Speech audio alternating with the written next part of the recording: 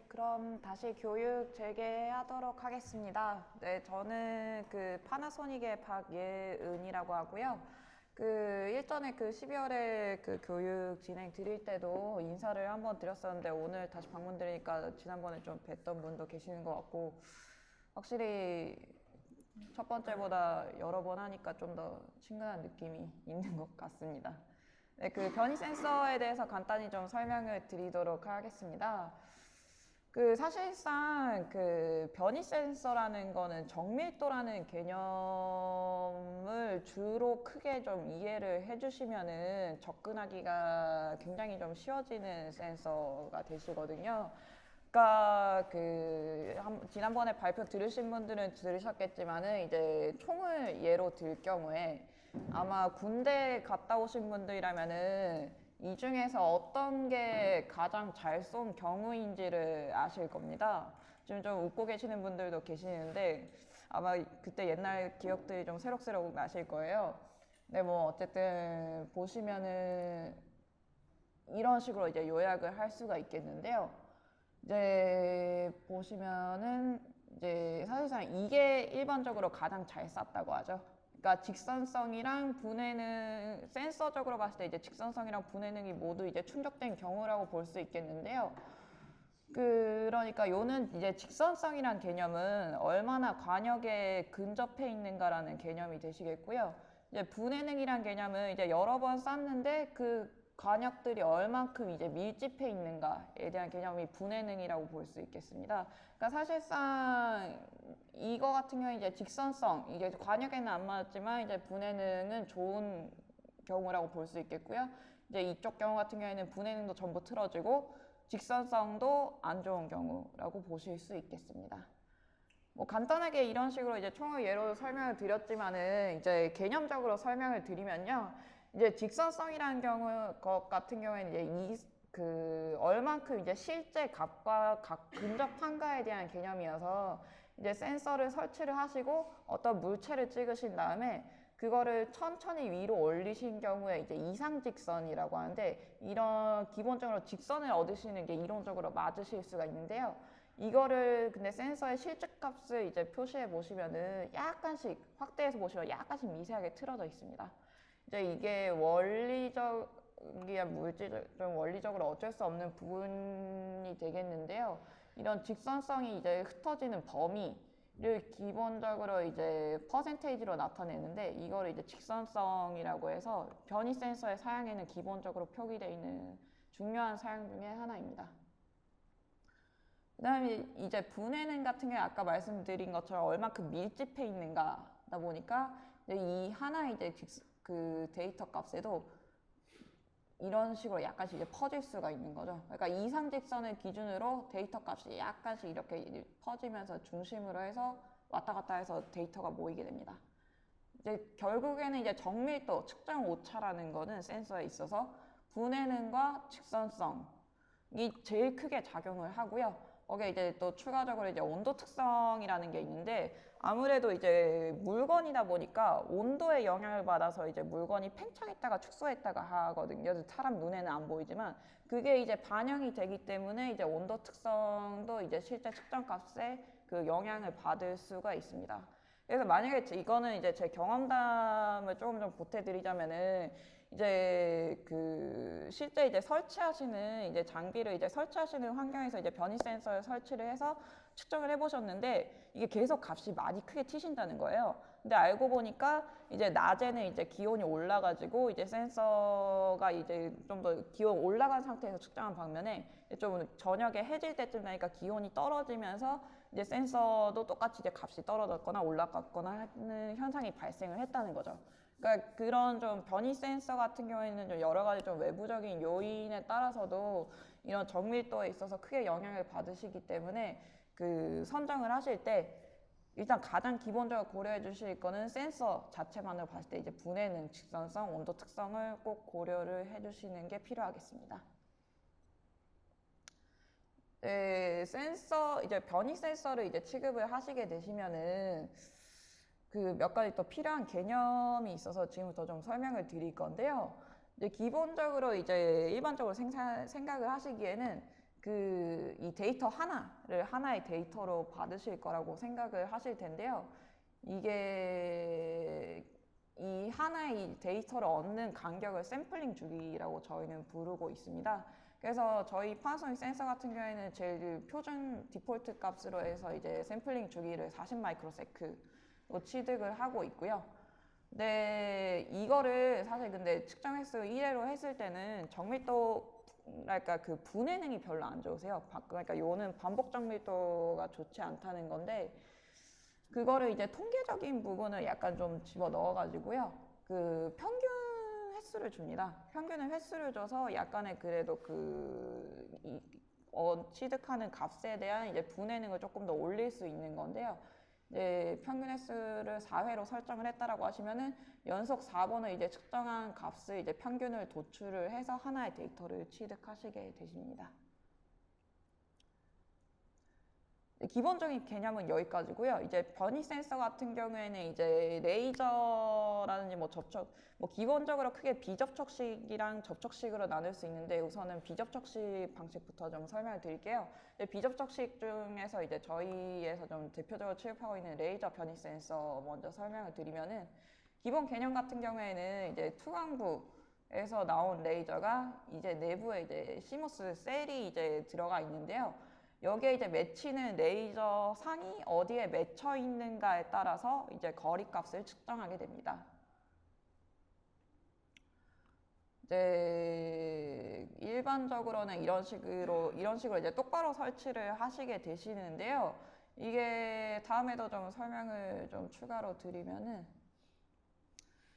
이제 이렇게 레이저 같은 경우에는 이제 확산 반사로 설치를 하느냐 아니면 정반사로 이렇게 기울여서 설치하시느냐라는 걸로 크게 두 가지를 나누실 수 있습니다. 아까 그 포토 센서 설명을 들으셨으면은 조금 더 이해하기 쉬우실 것 같은데요.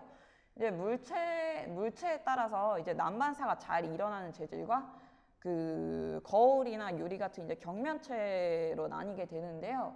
이게 레이저 빛이다 보니까 밑에가 이제 확산 반사가 잘 일어나는 재질 같은 경우에는 이제 빛이 나가게 되면은 난반사가 일어나면서 셀에 쉽게 이제 직광이 될 수 있게 됩니다.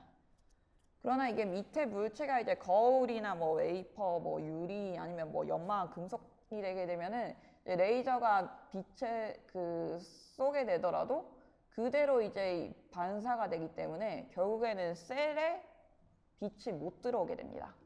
그렇게 되면 당연한 얘기지만 측정이 불가능하겠죠. 이제 그런데 이제 레이저가 나가는 빛이랑 돌아가는 빛을 이제 의도적으로 이제 그 각도를 맞춰줘 가지고 이거를 틀어주게 되는 거죠. 그래서 이게 레이저가 쏘는 빛의 입사각이랑 반사되는 빛의 반사각을 맞춰줘서 이제 시모스셀에 레이저가 상을 맺히도록 만들어주는 게 이제 정반사 타입이라고 보실 수 있겠습니다. 저희 회사에서 지금 방금 세 번째 네. 측정 가능 정보로 많이 쓰나요? 잘 모르시죠? 지금 사용하시는 거는 이제 이런 확산 반사 타입, 네, 많이 사용을 하시고요. 네, 맞습니다. 모듈 같은 거 사용할 때 저거 저렇게 해서 쓰나요? 네, 지금은 그 211B 펜텍에서 쓰시는 거는 일단 두 모델이고요. 저 모듈 측정할 때 이제 앞에 모듈 좀 보면은 옆에 이제 배럴이라고 해가지고 렌즈 옆에 보면 가창 측정하거나 이런 게 있는데 일단 지금 쓰는 두 가지 모델을 쓰고 계세요. 요 103 모델 같은 경우는 정반사 타입이라고 해서 약간 이제 불투명체, 아니 투명체 정도로 쓰시고요. 그 다음에 또 C2 모델이라고 해서 요 다음 모델이 나올 건데 약간 고사양 모델이 있습니다. 그 모델 같은 경우는 정반사와 확산 반사를 같이 쓸 수 있는 모델이어가지고 투명체, 불투명체 다 대응되는 모델이고요. 저희가 그거 있어요. 두 개 다 쓰시는 거 아니에요? 제가 이거 쓰신다는 거 알고 있었는데 정반사 쓰시는 건 몰랐네요. 네. 약간 좀 이제 프로그램적으로 보시게 되더라도 HLC2 이제 고기능 타입을 쓰시게 되시면은 이제 그 시모스 셀에서 어떤 식으로 이제 상이 맺히고 있는지도 확인하실 수 있는데요. 이런 식으로 상이 어디에 맺히느냐에 따라서 측정값에 표시되게 됩니다. 이제 고기능 제품에 따라서도 시모스 셀이 조금 더 촘촘하게 돼 있어서 좀 더 측정값이 좋기도 하고요. 이거 생각하겠습니다. 그래서 각종 이제 필터 기능이 좀 내장이 돼 있어가지고요. 뭐 이런 식으로 약간씩 뭐 튀는 거라든지 좀 많이 좀 튀는 부분에서 부드럽게 좀 완화하는 필터 기능이 좀 내장이 되어 있고요. 이제 투명 글라스에서 이거 같은 경우에는 예전에 좀 테스트를 했었던 사례인데 이런 식으로 약간 이제 좀 뭐랄까 이게 장비적으로 약간의 그 주기가 있었던 부분을 좀 평평하게 만들어 놓는 경우고요. 캘리브레이션 기능이 내장되어 있습니다. 이건 넘어가도록 하고요. 이제 그 레이저의 이제 형상에 따라서도 크게 두 가지로 이제 분류를 하실 수가 있으세요. 이제 스팟 타입이냐, 이제 저희는 이제 라인 타입이라고 하는데 약간 이제 조금 더 큰 이제 타원형으로 이제 레이저가 나오게 됩니다. 그래서 이거 같은 경우에는 이제 아무래도 스팟 타입 같은 경우에는 한 부분만 보는 게 되겠고요.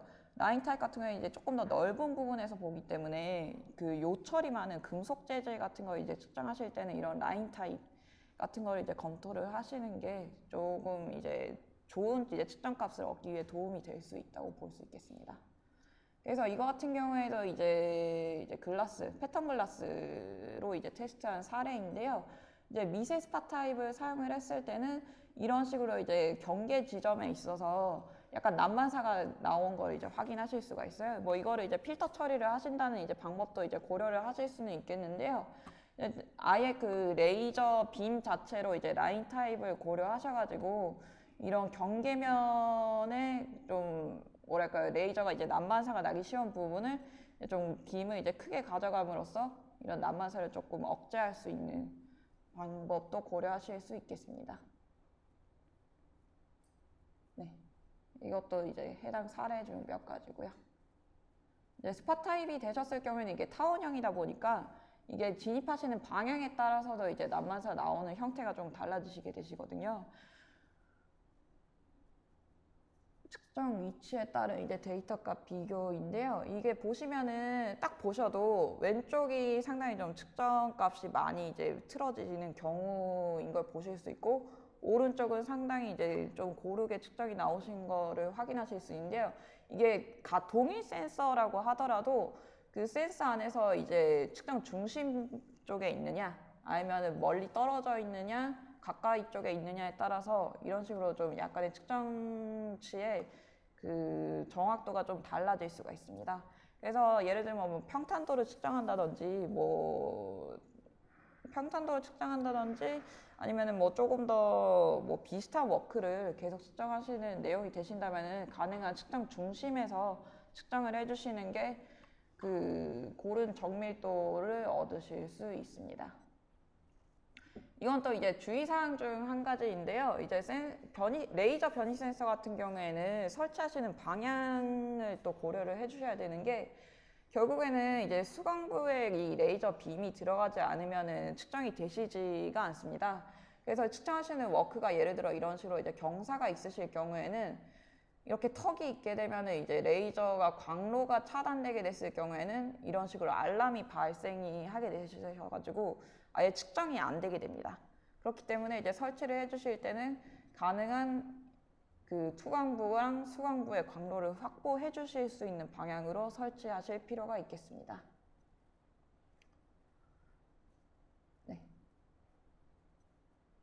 이제 어플리케이션 몇 가지를 좀 가져와서 좀 보여드리면요. 이제 레이저 변이 센서를 이제 2개를 설치를 해주셔가지고 이 사이에 있는 물건에 대한 두께를 측정하는 어플리케이션, 혹은 뭐 기판에 이거 접착제가 도포되어 있는데 그 높이가 약간은 이제 차이가 있을 거거든요. 그거를 이제 얼만큼 높이가 돼 있는지 측정하는 어플리케이션. 아니면은 이것도 좀 많이 사용을 하시는데요. 이 커넥터 핀 들뜸이나 아니면 뭐 약간의 뭐 핀이 뭐 없어져 있는 경우, 그 정도는 이제 변이 센서도 검출을 할 수가 있겠고요. 이제 이거는 이제 저희 회사 이제 라인업인데요. 이제 기본적으로 이제 변이 센서를 취급하고 있는 업체시라면은 이제 제일 저가 사양에서부터 이제 고가 사양까지 가지고 계신데요. 이제 저희 제품에서 이제 동급에서 비교했을 때 이게 제일 왼쪽이 가장 저가부터 오른쪽이 고가가 되게 됩니다만은, 보시면 이제 분해능에서 크게 차이가 있으신 거를 보실 수가 있습니다. 그래서 이게 변이 센서 같은 경우에는 무턱대고 선정을 해주시기보다는 사전에 이제 저희 이제 기술적으로 좀 대응을 좀 받으셔가지고 뭐 테스트를 하신다든지 아니면 장비가 구성돼 있으시면은 미리 설치를 해보셔서 원하시는 정밀도가 나오시는지 꼭 확인을 해보시는 게 뭐 추가에 뭐 나중에 뭐 업체 쪽에서 뭐 정밀도가 안 나온다라든지 그런 클레임적인 부분을 많이 좀 줄이실 수 있을 거라고 생각됩니다. 네. 네. 제가 요거 나가는 게 한번 좀 말씀을 드릴 게 뭐냐면 여기 계신 분들은 뭐 영업도 계시나요? 영업부서 계시고 그다음에 뭐 제조나 제어나 설계분도 계실 거고 또 어떤 분들은 구매 파트도 계실 건데 요거는 이제 저희 파나소닉 메이커가 있는 뭐 기종이긴 하지만 이제 여러 가지 이제 미팅을 하시다 보면 다 부서별로 뭐 영업은 뭐 LG든 삼성이든 고객사하고 분명히 미팅을 하실 거고 그다음에 당연히 이게 수주가 되면은 제어나 설계 파트에서는 그 부분을 가지고 당연히 어떤 이제 맞는지 안 맞는지 판별을 하실 거고 마지막에 이게 최종적으로 선택이 되면은 구매해서 이제 구입을 하셔가지고 이제 쓰시지 않습니까? 그러니까 지금 잠깐 박예현 씨가 좀 말씀을 좀 해주셨는데 각 부서별로 약간의 그 컨택 포인트는 좀 틀렸으면 하는 게 저희 쪽 입장입니다. 뭐냐면 고객사하고 분명히 이제 미팅을 처음 하실 때는 어떤 사양이 맞냐 안 맞냐를 가지고서 얘기를 하실 거고요. 그게 구현이 되냐 안 되냐를 말씀하실 겁니다. 그러면 대부분 변이센서들은 저희 메이커뿐만 아니라 요 분해능을 가지고 측정 범위와 이 분해능을 가지고 접근하시는 게 제일 좋습니다. 왜냐하면 물체가 어떤 거냐에 따라서 어떤 특성을 가지고 어느 만큼의 거리에 따라서 구현할 수 있느냐가 중요하기 때문에 반드시 그 부분을 영업 쪽에서 미팅하실 때 확인하시는 게 제일 좋습니다. 물론 대략적인 어떤 사양이라든가 이런 것들은 분명히 나오겠지만 그런 부분들을 조금 아시고 접근을 해주시면 저희 메이커뿐만 아니라 타 메이커 아니면 특수한 어떤 그런 센서를 접근하실 때도 조금 도움이 될 겁니다.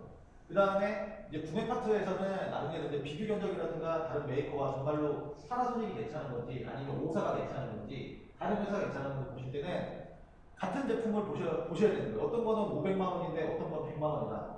말이 안 되지 않습니까? 근데 그런 레졸루션이 나갈 수가 없거든요. 그때도 볼 때는 이 거리 같은 거, 측정 중심 거리하고 이런 범위와 이 거리와 검출 거리와 분해는 이 세 가지를 보시는 게 좋습니다. 쉽게 말하면 레이저 변이 센서는 길면 길수록 그 다음에 그 측정 범위와 이 분해능이 적으면 적을수록 비싼 겁니다. 따지고 보면. 그러니까 길게 쏘면서 분해능을 좋게 가져가는 센서는 그만큼 여러 가지 구현할 수도 좋겠죠. 그렇기 때문에 그런 부분은 좀 비싸다. 그 다음에 그렇지 않고 제약적이거나 이런 경우는 좀 싸다. 이렇게 생각을 해주시면 조금 괜찮습니다. 그리고 워크가 측정할 물체가 뭐냐, 이게 평면체냐, 아니면 불투명체냐, 아니면 뭐 다른 거냐, 이런 거에 따라서 변이 센서가 뭐 몇십만 원대와 100만 원대와 500만 원 넘는 이렇게 레졸루션 아니거든요. 1000만 원이 넘는다, 2000만 원이다. 이거는 뭐 스캔을 떠야 된다. 이거는 아주 그 대면적으로 라인을 해가지고 뭐 해야 된다. 이런 것들이 나오기 때문에 그렇게 좀 인식을 좀 해주시면 아마 일하실 때 조금이나마 도움이 됩니다. 그리고 만약에 이게 좀 헷갈린다 그러면 메이커 쪽하고 한번 확인하시면 좋습니다. 왜냐면 변이센서 말씀드린 약간 공감이 낮을 거예요. 다른 거에 비해서 공감이기 때문에 처음에 사양 선정을 잘못해가지고 테스트가 안 돼 있어가지고 나중에 이제 곤란한 상황들을 저희가 이제 많이 보거든요. 그래서 현장에 갔는데 여기서 테스트가 됐는데 현장 상황이 너무 안 맞습니다. 뭐 이런 것도 있고. 또 하나 이제 설계나 제어 쪽에 제가 부탁을 말씀드리고 싶은 건 메이커 쪽 입장에서는 이런 얘기가 이게 변이 센서 분해는 나오는데 뭐 장비의 어떤 오차라든가 모터 스태핑이든 기부적인 오차가 존재를 하거든요.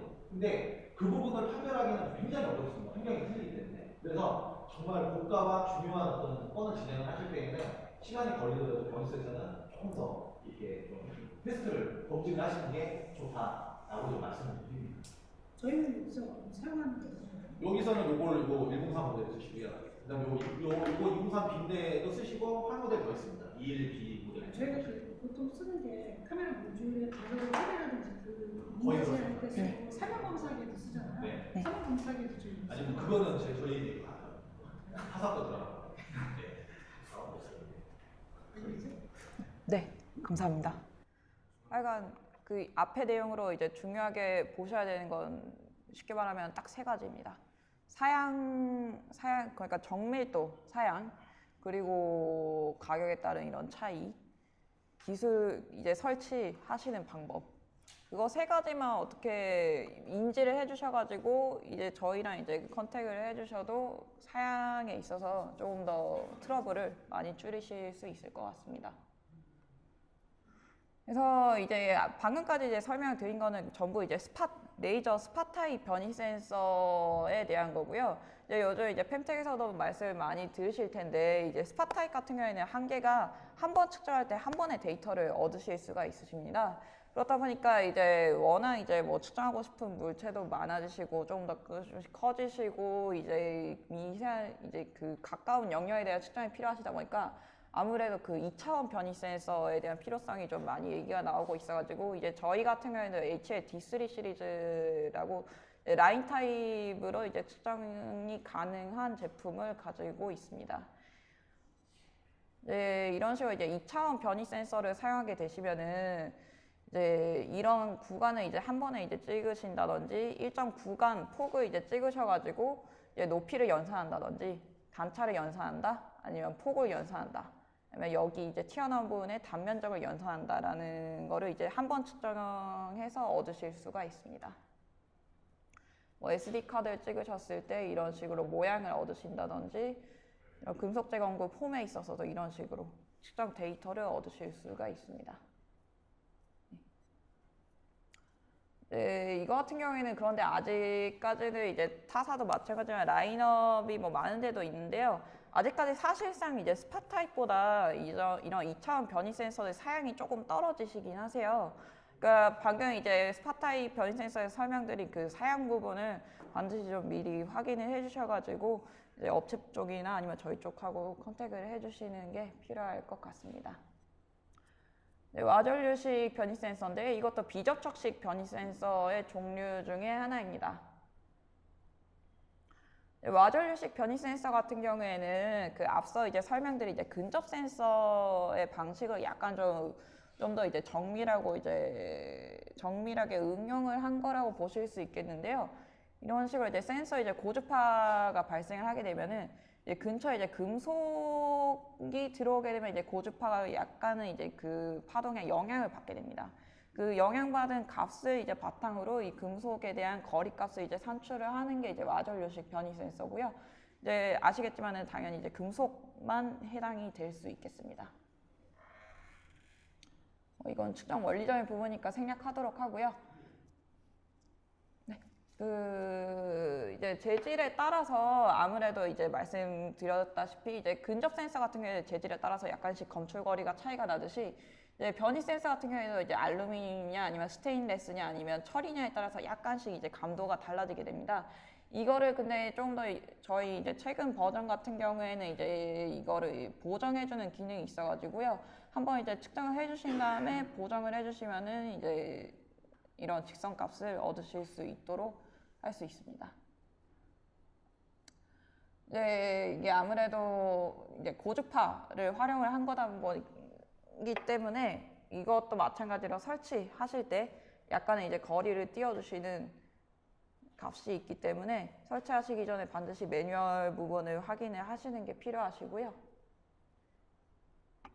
네, 주로 사용하시는 용도 같은 경우에는 이런 식으로 이제 금속 태그 다셔가지고 이제 하사점을 검출하신다든지 이제 편심 측정한다든지 아니면 뭐 두께 측정하는 걸로 활용을 하실 수 있는데 보시면 아시겠지만은 대부분 좀 근접 센서에서 좀 많이 좀 활용하셨던 용도랑 조금 비슷하실 거예요. 그러니까 근접 센서를 사용하실 수 있는데 거기에서 조금 더 플러스 알파로 이제 거리 값을 얻고 싶으실 때 주로 사용하시는 게 이쪽 와전류 변이 센서라고 보시면 되시겠습니다. 접촉식 변이 센서인데요. 접촉식 변이 센서도 이제 검출 방식에 따라서 크게 좀 이런 식으로 분류가 되는데 오늘 좀 이런 원리적인 부분은 조금 생략을 하도록 하겠습니다.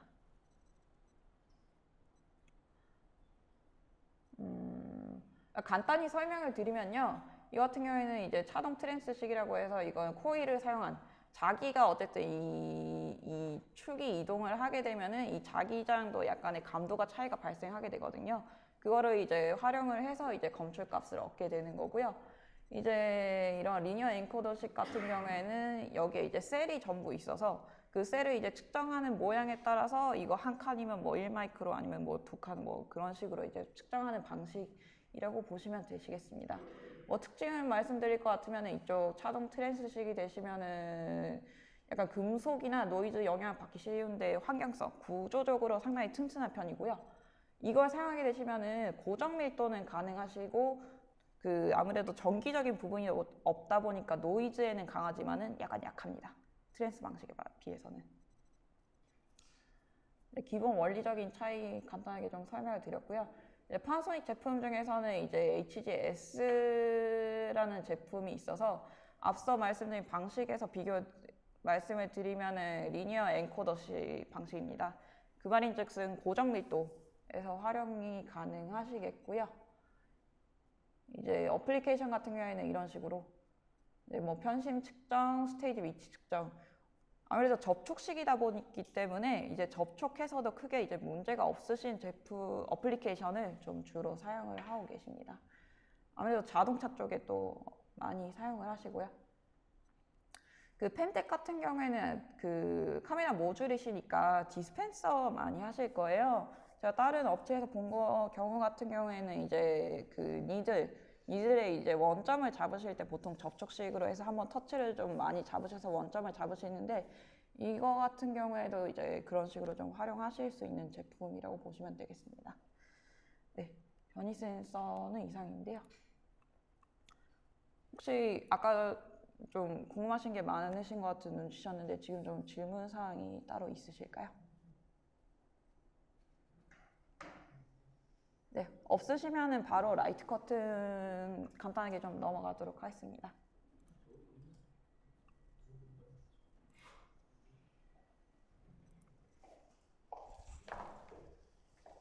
이번에 심택에서는 처음으로 라이트 커튼을 쓰시더라고요. 이번에는 전부 다 레이어 센서를 쓰셨는데 이번에 처음으로 아마 사양이 완전적으로 올라가지고 라이트 커튼을 쓰신 거 같아요. 네, 스마트 때문에. 네. 저희도 요즘 문의를 많이 받고 있습니다. 그러니까 마크, 안전 인증이 어떻게 되냐, 뭐 KCS 마크 받아야 되냐, 뭐 그런 문의를 많이 주시는데요. 워낙 요즘 뭐 국내적으로나 뭐 세월호 사건도 있었고 안전적인 부분에서 이슈가 많이 되고 있기 때문에 업체에 가셔서도 이런 좀 얘기를 들으실 수가 있어요. 그래도 알고 들어가시는 거랑 모르고 들어가시는 거는 분명히 좀 차이가 있으시니까요. 좀 간단하게 오늘 좀 설명해 드리도록 하겠습니다.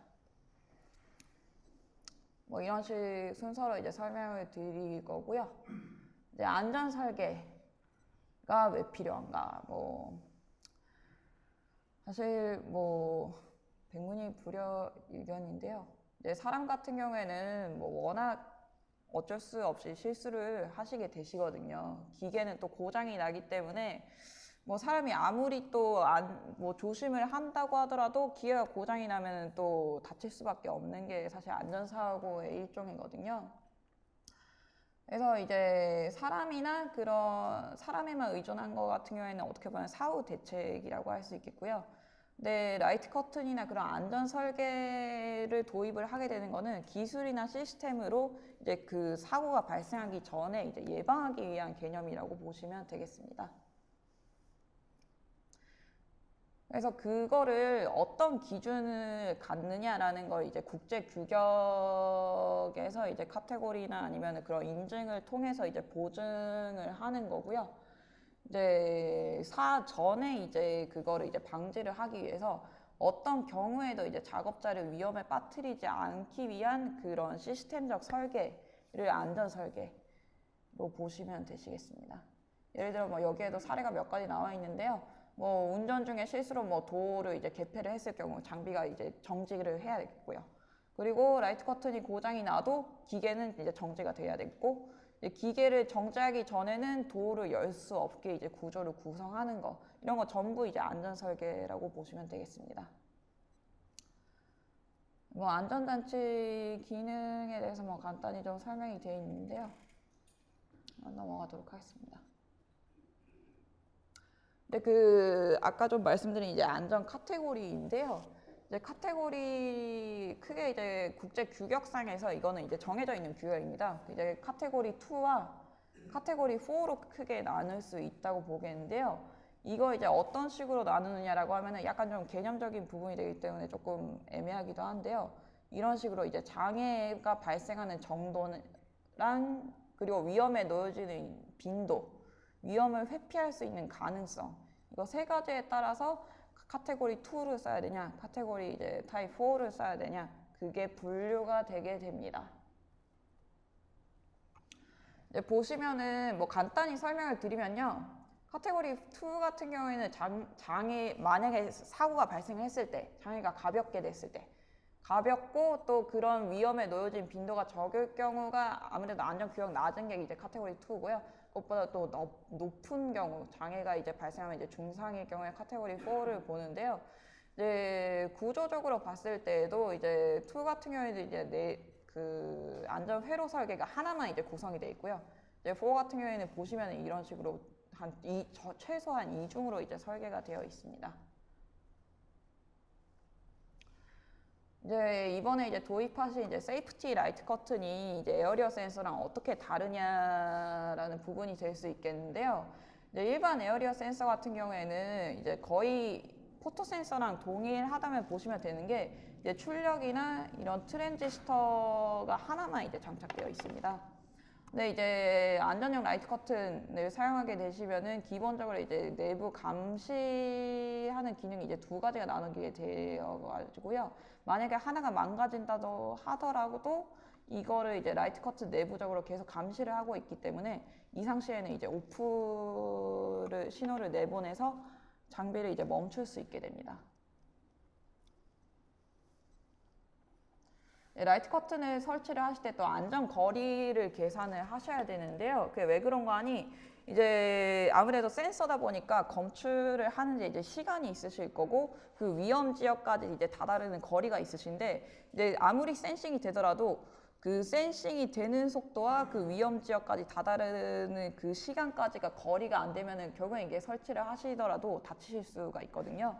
그러니까 이런 안전 거리를 계산하실 때 그 침입 속도랑 이제 그 응답 시간 그리고 거리 이런 이제 종합적으로 고려를 해서 이제 라이트 커튼과 그 위험 부위까지의 거리를 계산을 해주시는 게 필요하겠습니다. 뭐 라이트 커튼 뭐 앞서 말씀드렸지만 결국에는 뭐 안전에다가 플러스 알파가 있긴 한데요.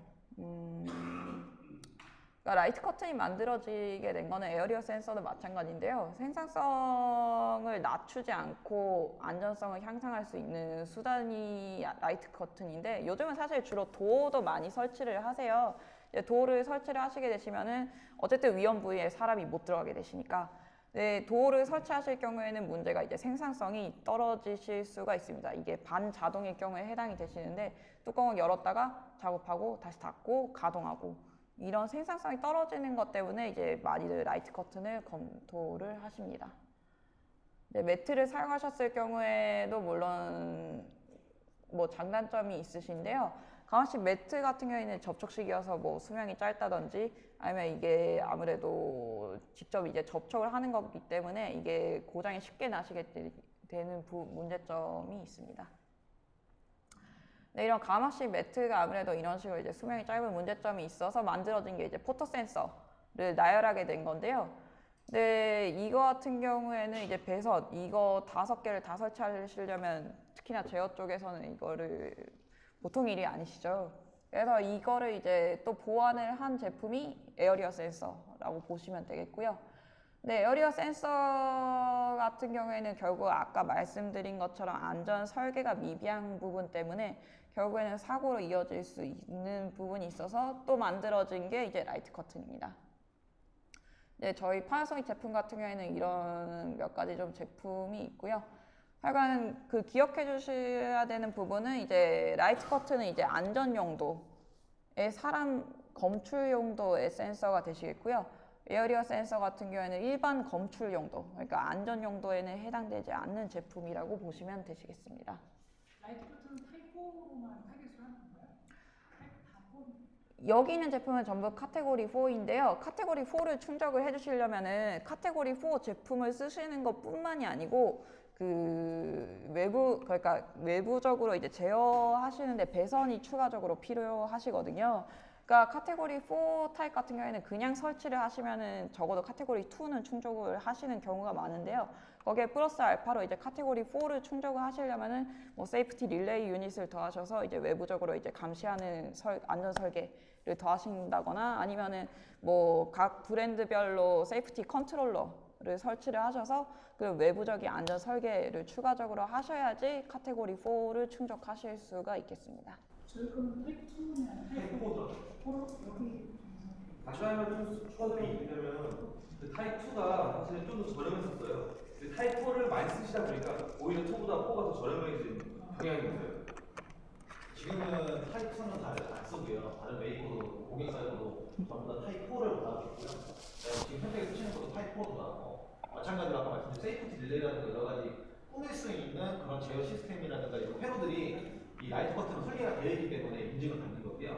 에어드 센서는 그게 없기 때문에 안 되는 거예요. 간접적으로 꾸미려고 해도 꾸밀 수가 없어요. 그러니까 결국에는 규정의 문제고요. 안에 내부 설계의 문제라고 보시면 되겠습니다. 네. 그래서 라이트 커튼의 용어에 대해서 좀 간단히 설명을 드리면요.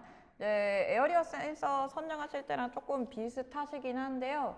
이제 검출 거리랑 광축 피치, 광축 수, 이제 최소 검출 물체가 라이트 커튼마다 있고요. 검출 영역, 검출 폭, 안전 거리. 보시면은 이제 에어리어 센서에서 추가로 이제 되는 게 이 안전 거리랑 안전 규격이라고 보시면 되시겠습니다. 뭐 용어에 대해서 간단히 설명을 드리면요. 이제 검출 폭 같은 경우에는 이제 센서 간의 거리를 말하는 거겠고요.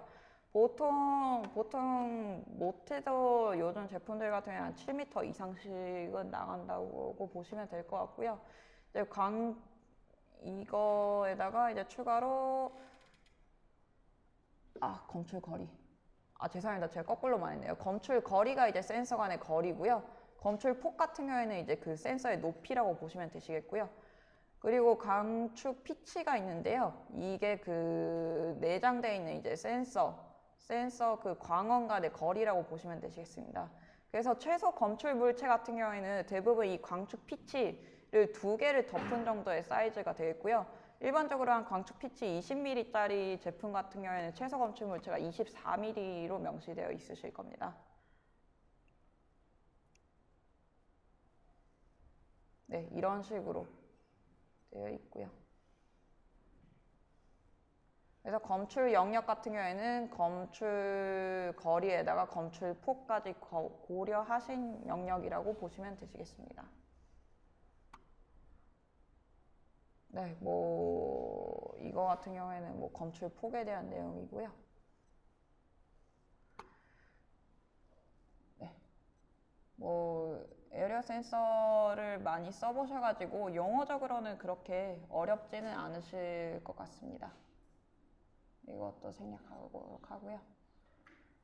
이제 출력 동작이 아무래도 이게 에어리어 센서랑 라이트 커튼이 조금 다른데요. 이제 라이트 커튼은 주로 이제 페일 세이프성을 가지고 있는데 이게 무슨 말이냐고 하면은 이제 라이트 커튼은 기본적으로 정상 동작 상태일 때 계속 출력이 나가고 있습니다.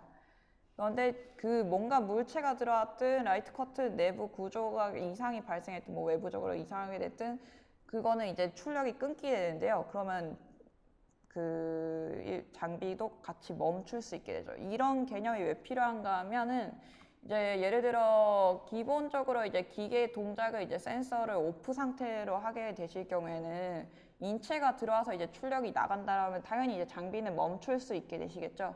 근데 만약에 이제 센서가 고장났다, 단선됐다라고 했을 때 이게 아무리 사람 손이 들어가도 작동이 안 되게 됩니다. 그래서 이제 필요한 게 이런 식으로 이제 반대로 이제 상시 이제 출력이 나가고 있지만은 물체가 들어가 있을 때 이제 출력이 끊기게 되는 동작. 그래서 라이트 커튼 같은 경우에 기본적으로 이런 동작을 채택을 하고 있습니다.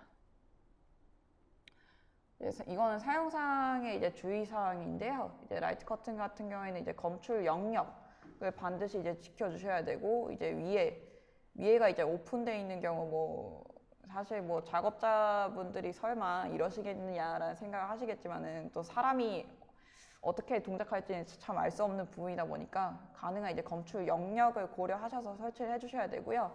이제 프레스기 같은 경우에는 이제 또 프레스 안전 규격이 또 별도로 있습니다. 이제 그거에 또 맞는 이제 제품으로 설정을 해주시는 게 필요하시겠습니다. 이제 여기에는 이제 일본 국내 프레스에 대한 얘기인데요. 한국에도 또 한국 국내 프레스 기준이 있으셔가지고요. 별도로 KCS 마크를 다신 제품을 찾으시는 경우도 있습니다. 이거 같은 경우는 단순히 이제 비교하는 표고요. 뭐 여러 번 설명드렸다시피 에어리어 센서는 이제 비안전 용도, 라이트 커튼 같은 경우에는 안전 방호 용도로 보시면 되겠습니다. 이게 그 이제 누누이 말씀드린 이제 규격에 관한 건데요.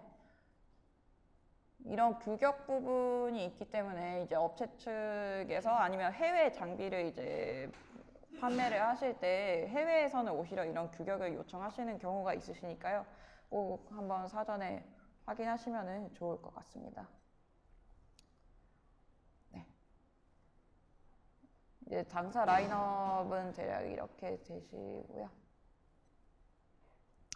네, 라이트 커튼 같은 경우에는 또 에어리어 센서가 다르게 이제 추가적인 기능이 좀 몇 가지 좀 있어서 간단히 좀 설명을 드릴게요. 이제 뭐 기본적으로는 당연히 이제 물체가 들어오게 되면 이제 검출을 하는 게 라이트 커튼의 기본이긴 한데요.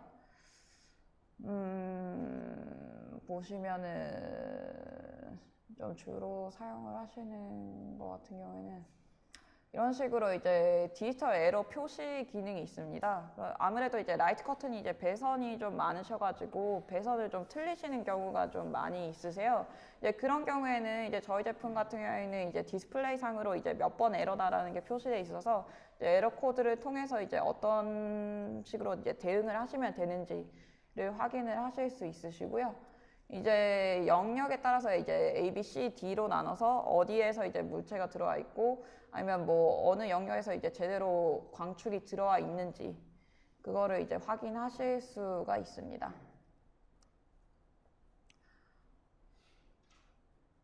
네.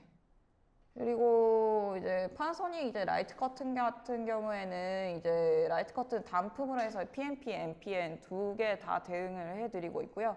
여기 이제 실드선이 있는데 실드선이 이제 플러스에 접속하느냐 마이너스에 접속하느냐에 따라서 PNP냐 MPN이냐 설정을 하실 수가 있습니다. 뭐 구매 쪽에서는 이제 이렇게 되시면 별도의 품번 관리를 하실 필요가 없으셔서 좀 편한 부분이 있으시고요. 이건 이제 뮤팅 기능이랑 이거는 이제 몇 가지 있는데요. 오버라이드 기능, 이게 블랭킹 기능, 픽스 블랭킹, 플로팅 블랭킹 기능, 이건 좀 약간 유사한 개념이라고 보시면 될 것 같은데요. 이게 라이트 커튼이 이제 사람 검출용인데 물체를 이제 검출을 하게 되시면은 이게 물체를 검출해서 장비를 멈추게 하실 수 없다 보니까 물체는 제외를 하고 이제 사람만 검출하기 위해서 이제 여러 가지 이제 기능이 있는 건데요. 그게 방금 이제 보여드린 이제 뮤팅 기능이나 블랭킹 기능이라고 보시면 되겠습니다. 좀 어떤 식인가 하면 좀 설명드리면 길게 될 것 같은데 뭐 이런 센서가 이제 출력이 나가게 되면은 이제 일정 영역에 대해서는 뭐 라이트 커튼이 기능을 안 하게 된다라든지 아니면 이런 식으로 이제 설치 공간상 이게 바깥에 이제 설치를 못 하시다 보니까 이 레일 부분을 껴서 라이트 커튼을 설치를 하셨는데 이제 레일 부분을 이제 검출하시면 안 되시니까 레일 부분에 대해서 광축을 꺼 놓으신다든지 아니면 뭐 이런 릴 같은 경우에도 이제 광축 한두 개 정도 차지하게 되실 텐데 한두 개 정도는 이제 무시하신다든지 하는 방식의 이제 블랭킹, 그러니까 요는 이제 무시하는 기능이 있습니다. 네, 이거는 저희 신상품 설명인데요. 오늘은 좀 생략을 하도록 하겠습니다. 네. 이제 라이트 커튼 설치하실 때는 이게 워낙 좀 사이즈가 있는 제품이시다 보니까 이제 별도의 그 설치 브라켓이 있으시거든요. 이런 설치 위치 같은 거 확인하시고 이제 설계를 하시면 되실 것 같으시고요. 참고로 조금 말씀드리면 라이트 커튼은 되도록이면 슬림하게 좋습니다. 라인이라든가 이런 그냥 너무 돌출되어 있다 보면요.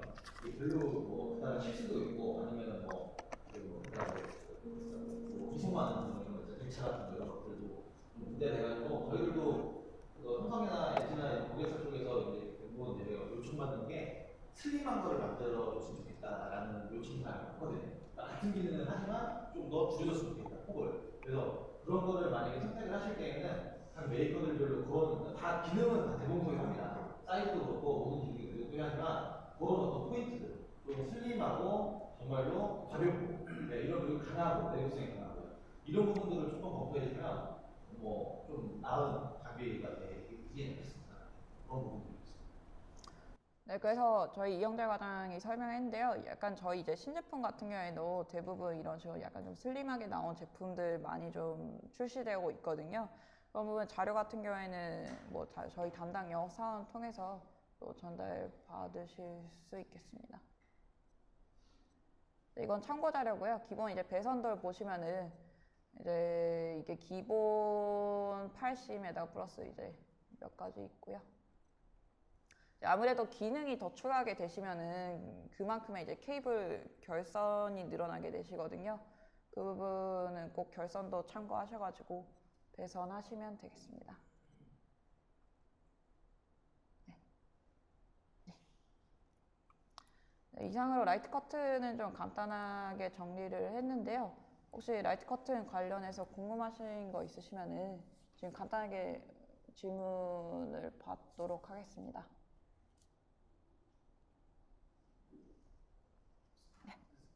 없으시면은 네.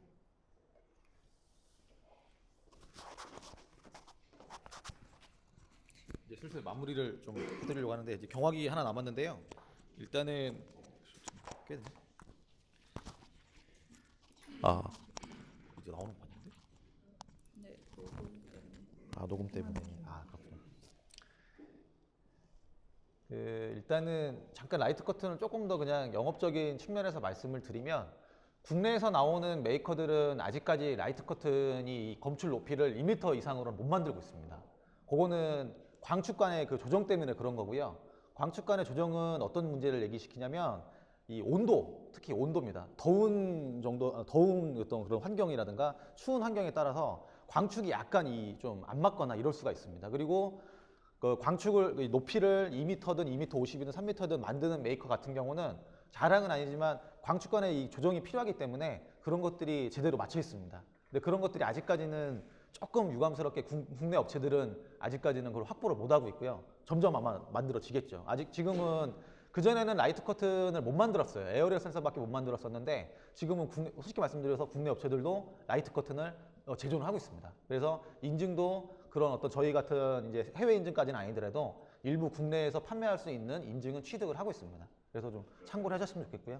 그 다음에 대부분 OLED라든가 LCD 같은 대형 쪽 같은 경우는 일단 큰 방호 높이가 들어가고요. 카메라 모듈 쪽은 조그만 거 들어갑니다. 근데 아직까지도 카메라 모듈 하는 메이커, 펜텍뿐만 아니라 타사, 여기서 말씀드리는 경쟁사들도 아직까지는 에어리어를 많이 채택을 하고 있습니다. 그래서 굳이 뭐 안정 정도가 아니라고 생각을 하기 때문에 뭐 그건 큰 의미가 없고요. 대부분 아마 오토닉스 거 지금 많이 쓰시잖아요. BW 타입.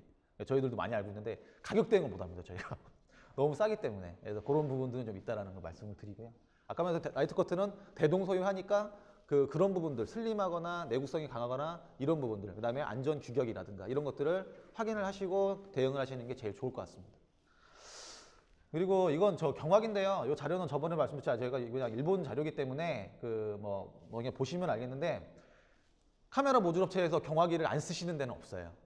LG 이노텍뿐만 아니라 삼성 전기, 그다음에 제가 이노텍도 담당을 하고 있고 지금 펜텍을 지금 계속 한 7년, 6년째 담당을 하고 있는데 그리고 타사들도 경쟁하시는 회사들도 저희 메이크업 쓰는 데도 있고요. 안 쓰시는 데도 있는데 경화기는 반드시 닫습니다. 왜 그러냐면 지금 뭐 트렌드가 조금 이제 뭐 듀얼 카메라도 지금 되게 펜텍도 듀얼 하시는지 모르겠는데 하시죠. 이제 그게 이제 고객사 쪽에서 이제 듀얼도 마찬가지로 하고 기존 모듈도 물론 뭐 어디야 뭐 일본 업체라든지 하지만 아직까지도 제가 알기로는 모듈 공급하는 거는 삼성하고 애플에 거의 뭐 이노텍하고 뭐 LG 그다음에 삼성 전기 그다음에 뭐 샤프가 조금 한다고 하고 그다음에 뭐 이런 데지 않습니까? 그런데도 전부 다 경화기를 다 쓰고 있습니다. 일본 업체 거든 저희 거 뭐 국산이든 어디 거 쓰고 있는데, 그래서 경화기는 조금이나마 아마 그 구매든 영업이든 제어하시는 분들이든 보시는 경우가 많기 때문에 어느 정도의 기초 지식은, 그러니까 기본적인 지식은 알고서는 그 가시는 게 참 좋을 것 같아요. 그래서 그런 부분으로 제가 설명을 해드릴게요. 뭐 저희 PR 해봐야 뭐 쓰시는 것도 있고 안 쓰시는 거 있기 때문에 안 맞는 것도 있고요. 그래서 이기 때문에 경화기는 좀 그런 현장 중심으로 좀 말씀을 좀 드리고자 합니다. 그 일단은 UV는요, 기본적으로 공장 자동화에서 쓰시는 UV는 전부 다 요거밖에 없어요. UV A 타입입니다. 이거를 어떤 식으로 나누냐면요, 자외선 경화기 때문에요. 이건 이제 LED하고 이제 램프 다 이제 마찬가지로 말씀을 드릴 건데요. 일단은 자외선 같은 경우는 UVC, B, A 이렇게 자외선이라고 그 영역이 있는데 이 파장대로 나뉩니다. 그래서 사양서라든가 시방서에 뭐 365 파장입니까? 405 파장입니까? 뭐 몇 나노입니까? 이런 얘기는 전부 다, 그러니까 나노라도 말할 수 있고요. 파장으로 말할 수 있는데 뭐 미리와트 뭐 이런 얘기 할 겁니다. 그 전부 다 요 안에서 노는 겁니다. 그래서 400 나노, 400 그 미리와트까지의 이 파장대를 영역을 갖고 있는 게 자외선이고요. 공장 자동화에서 쓰고 있는 거의 대부분의 영역은 이 UVA 파장에서 다 놀고 있습니다. 그렇기 때문에 약간의 저파장을 원하는 경우도 있습니다. 근데 요거는 LED 좀 이따 이제 구체적으로 말씀을 드릴 건데, 요 280 나노부터 400 나노까지가 현재 공장 자동화에 쓰는 거고, 그 안에서 315 나노부터 400 나노 안에가 제일 많이 쓰고 있는 그 영역대입니다. 그래서 요 영역대를 넘어가면은 대부분 이제 가시광, 그다음에 저희가 읽은 적외광으로 넘어가기 때문에 요거는 대응이 안 되는 거고요. 제가 알기로는 일부 이 400나노를 넘어가는, 저희가 405파장까지는 저희가 파나소닉에서 지금 나오고 있는데 465라든가 490나노까지 원하는 경우도 있더라고요. 다녀보니까. 근데 그거는 이제 좀 특수한 경우이기 때문에 그거는 그 메이커에서 정말 제조를 하고 있는지 확인을 해야 됩니다. 그래서 다만 일단은 일반적으로는 400나노까지 쓰고 있고요. 카메라 모듈 쪽도 저희 결국에는 여기 파장대에서 전부 다 사용을 하는 걸로 알고 있습니다. 그래서 네, 네. 강도 때문에 그렇습니다. 예, 경화하는 강도 때문에 그렇고요. 이 파장대가 이 사람이 이 UVA 같은 경우 300나노 넘어가면요, 눈으로 보시면 안 돼요. 원래 그 고글 같은 거 있죠. 써야 되겠고 이 시력에 손상을 입힌다고 알고 있습니다. 저희가 이 가시광선 같은 경우 눈으로 쐬면 안 되는 거지 않습니까? 마찬가지로 근데 UVC라든가 뭐 X선 같은 경우 저희 엑스레이 찍지 않습니까? 뭐 인체에 조금 해는 있겠지만은 쓰는데 문제 없지 않습니까?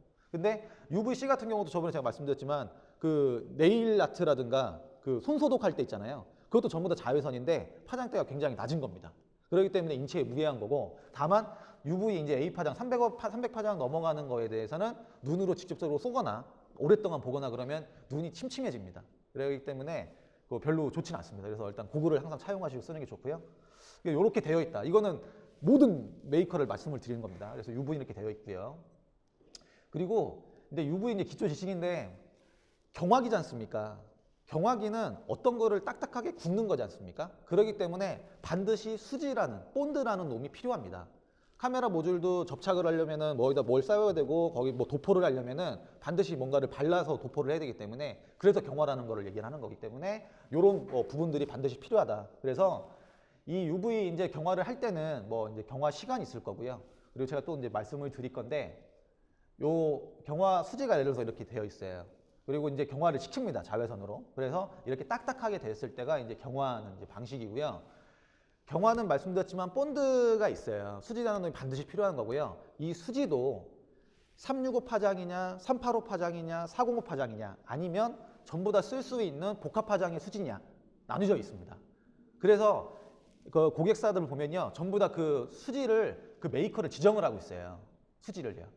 수지를 바꾸는 게 더 어렵습니다. 경화기 바꾸는 것보다. 왜냐하면 수지는 이제 저도 이제 다녀보다 알렸는데, 애플도 그렇고 이노텍도 그렇고 삼성도 그렇고 물어보면요, 이 수지가 나중에 이제 잘못해가지고 이제 카메라에 화소수에 영향을 미친다거나 접합이 덜 됐을 때 이런 부분들이 영향을 미치기 때문에 수지 변경은 굉장히 어렵대요. 그래서 램프 타입으로 쓸 거냐, LED 타입으로 쓸 거냐를 따를 때 반드시 결정되는 부분이 수지입니다. 본드. 그래서 본드가 램프가 모든 본드에 이제 설명을 좀 드리겠지만, 모든 본드가 다 경화를 될 수 있는 제품인데, 램프 타입은 LED 같은 경우는요 독립적으로 되어 있기 때문에 파장대가 결정되어 있습니다. 365 파장이면 365 파장 본드가 경화가 잘 됩니다. 365 파장의 헤드를 갖고 있는 LED인데 385 파장의 본드를 갖다가 경화를 하면 되긴 됩니다. 다만 이 안에 있는 이 어떤 반응들이 제대로 그 시간대와 아니면 그 원하는 택타임과 아니면 이 겉 표면이 뭐니까 도돌도돌하거나 아니면 겉은 경화가 됐는데 안에는 경화가 안 됐다든가 이런 현상들이 나오기 때문에 반드시 LED를 경화기를 쓰실 때에는 상대의 본드의 특성도 알아보시는 게 좋습니다. 램프 타입은 이제 좀 있으면 나올 건데요. 안 나오나? 안 나오나? 여기서 설명해 드릴게요. 이거 뭐 됐고요. 그리고 여기서 설명해 드릴게요. 이게 헷갈리시는데 램프 타입은요. 파장대가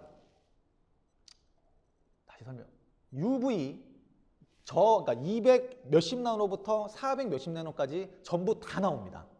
램프는. LED는 제가 말씀드린 독립적으로 365, 385, 405 결정되어 있다고 합니다. 왜냐하면 LED 소자가 그렇게 되어 있습니다. 그런데 램프 타입이라는 경화기는요. 모든 파장대 영역이 다 나옵니다. 그래서 적게는 저희들이 테스트를 해봤는데 290나노, 280나노부터 405나노까지 나오더라고요. 어떨 때는. 그런데도 그 중에서 제일 잘 나오는 제일 영역대는 요 영역대가 많은데 그렇기 때문에 모든 램프 타입은 웬만한 수지들은 다 경화를 시킬 수가 있습니다. 아닙니다. 고가는 아닙니다.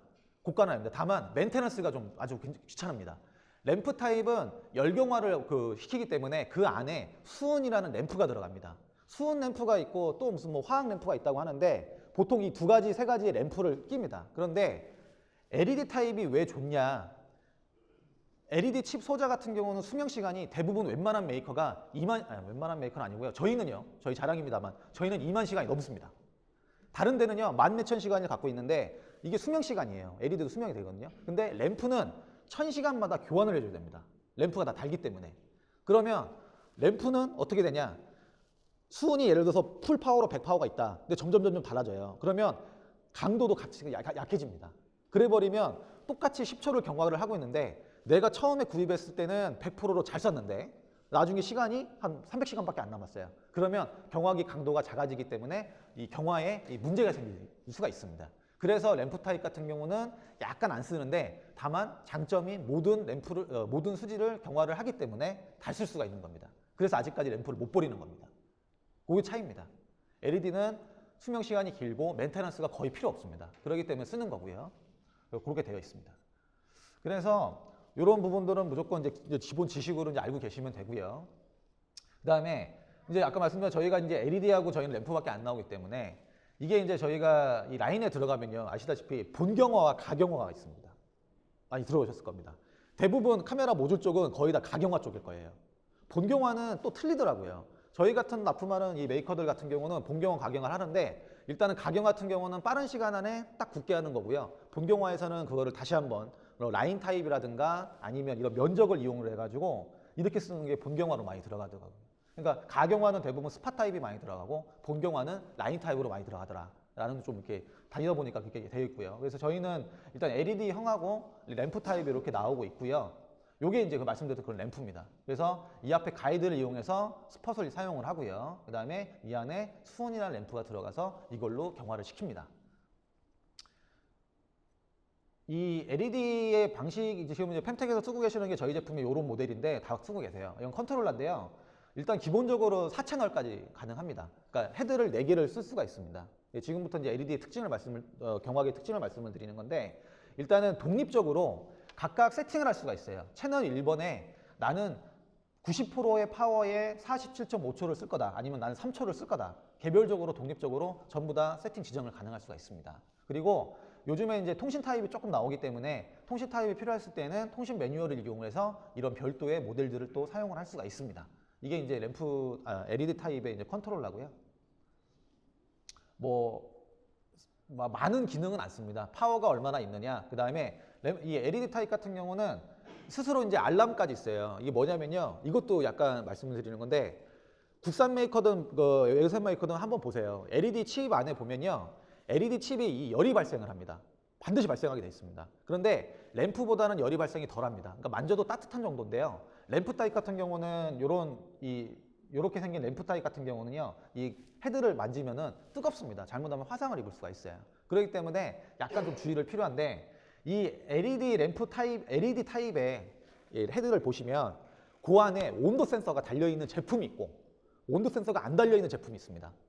온도 센서가 달려있는 제품은요, LED 수명을 그만큼 얘가 이제 열이 계속 쓰니까, 뭐 24시간 풀가동에 쓰니까, 여기 LED 이 컨트롤러에 온도가 발열 때문에 올라갑니다. 쭉 올라갑니다. 그런데 저희 메이커는요, LED 온도가 70도 이상이 넘어가면 알람을 띄웁니다. 아, 이게 열받았습니다. 라고 알람을 띄웁니다. 그런데 그렇게 안 돼 있는 제품들이 굉장히 많습니다. 그러면은 어떻게 되냐, 나중에 라인에 들어갔는데 잘 썼는데 경화가 안 돼요. 나중에 봤으니 LED가 이제 뻑이 난 겁니다. 그런 경우에는 그 확인이 안 되기 때문에 어떤 신호를 받아야 되는데 그 신호를 주는 타입이 있고 안 되는 타입이 많습니다. 되도록이면 보면은 저가 타입이 그런 게 많이 있어요. 그러니까 국산 메이커라고 싸다고 그래가지고 좋은 게 아니고요. 그런 부분들도 검토를 해보셔라 라고 말씀을 드리는 겁니다. 그래서 LED 타입은 LED 헤드 안에 온도 센서가 부착이 되어 있냐 안 되어 있냐에 따라서도 가격 차이가 왔다 갔다 합니다. 그래서 그런 부분들은 좀 알고 계시면 도움이 될 겁니다.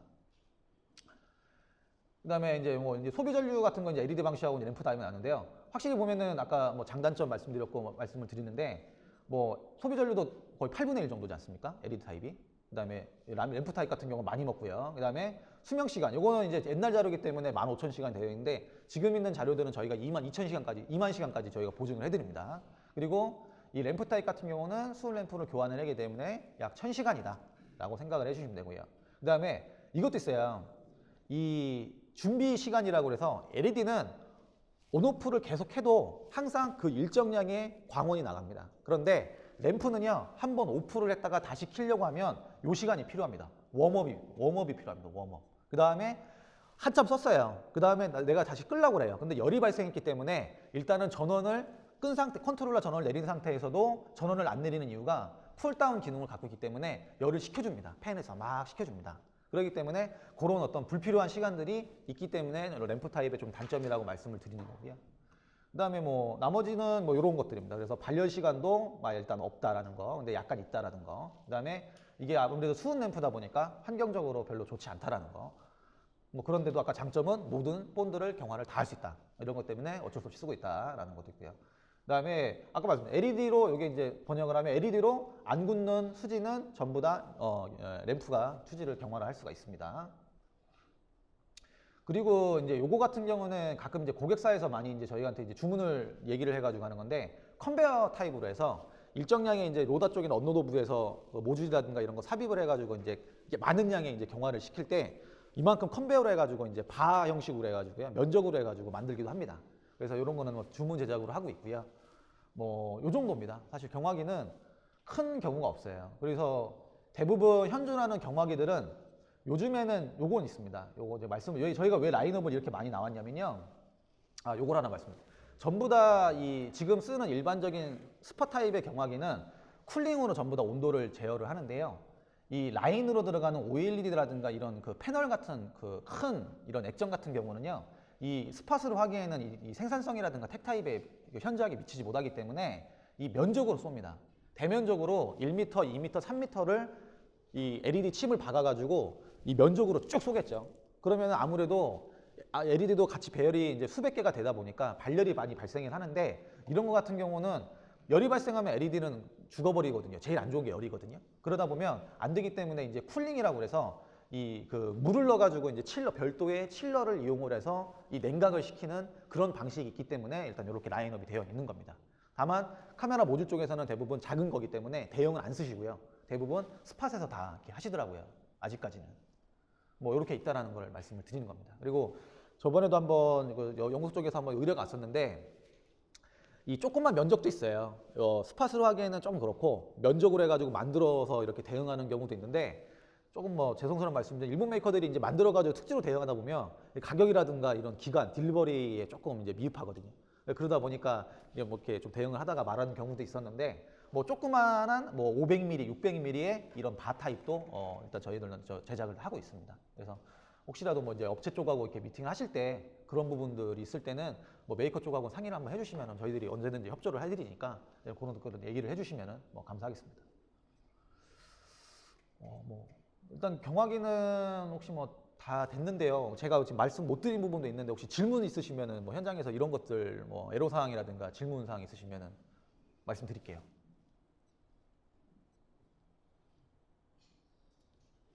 없으십니까? 없으십니까?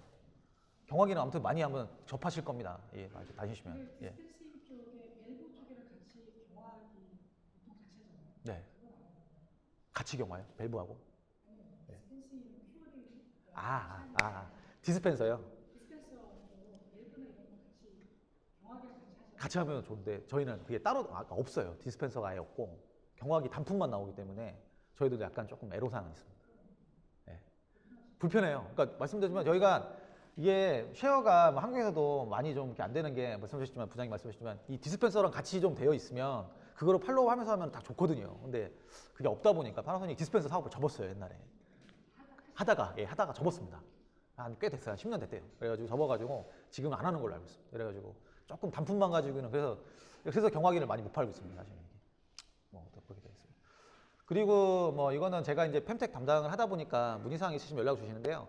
지금 장비에는 제가 뭐 모르는 것도 있죠. 뭐 신규로 개발하시는 것도 있을 거고 하는데 뭐 기존의 핸들러 장비라든가 뭐 검사 장비 이런 것들은 저도 대부분 다 스펙을 다 알고 있기 때문에 혹시라도 저희 제품 때문에 어떤 문의사항이라든가 뭐 이런 것들이 있을 때는 언제든 연락을 주시면은 저희들이 대응을 해드립니다. 그래서 핸들러 같은 경우 대부분 그 EX, CX 이런 포토 센서가 많이 들어갈 거예요. PM 이런 거. 그다음에 뭐 압력 센서, 다른 장비 같은 경우. 그다음에 변이 센서, 검사 장비. 그다음에 뭐 이런 것들이기 때문에요. 그다음에 모터도 저희 거를 사용하고 계시는데 모터는 저희가 사업부가 약간 틀리기 때문에 저희는 모터는 잘 모릅니다. 예, 그래서 모터 쪽은 또 따로 나중에 또 이렇게 하실 거고요. 일단 뭐 이렇게 되어 있는데요. 조금 원리 위주로 설명을 좀 드려서 조금 딱딱한 부분이 없지 않아 있는 것 같습니다. 그래서 그런 부분들은 조금 양해 말씀드리고 말씀드렸지만 제품에 대해서 궁금하다라고 하시면은 연락을 주시면은 저희들이 언제든지 와서 대응을 해드릴 거고요. 그리고 뭐 하반기 때 뭐 추가로 말씀드린 저번처럼 데모 키트라든가 이런 것들 그 준비해가지고 그런 거 좀 만져보는 시간을 좀 저번처럼 좀 가지려고 하는데 그때는 조금 더 준비 잘해가지고 좀 대응을 하겠습니다. 뭐 혹시 전체적인 궁금한 사항 없으시면은 저희가 이제 시간을 맞추려고 하는데 괜찮으신가요? 예, 뭐 일단은 뭐 바쁜 시간에 이렇게 되게 지루한 시간에 또 이렇게 아무튼 어려운 또 걸음 해주셨는데 좀 미흡했으면은 좀 죄송스럽고요. 뭐 그래도 저희가 최대한 이렇게 펨텍 같은 경우는 뭐 열심히 대응을 하고 있습니다. 그래서 뭐 되든 안 되든 일단은 뭐 부딪혀가지고 되는 게 있고 솔직히 말씀드리면 안 되는 것도 있습니다. 사실은. 근데 이제 그게 메이커들만 특징인데 되도록이면 뭐 적극적으로 대응을 지금 해드리려고 하고 있고요. 그리고 굉장히 펨텍 같은 경우 저희 파나소닉 본사에서도 좀 중요 고객 업체 중에 한 군데이기 때문에 나름대로 저희 뭐 사장님, 본부장님이나 굉장히 신경을 많이 쓰시는 업체입니다. 그래서 뭐 혹시나 불만사항 있으시면 뭐 언제든지 본사 전화하셔서 클레임 걸으셔도 되고요. 이런 부분들 열심히 대응할 테니까 뭐 앞으로도 많은 그 좀 애용 부탁드리고 궁금하신 부분들은 언제나 뭐 전화를 주시면 저희가 적극 대응하겠습니다. 그러면 일단 질문사항 없으신 걸로 알고 저희들은 일단 마치겠습니다. 감사합니다. 네.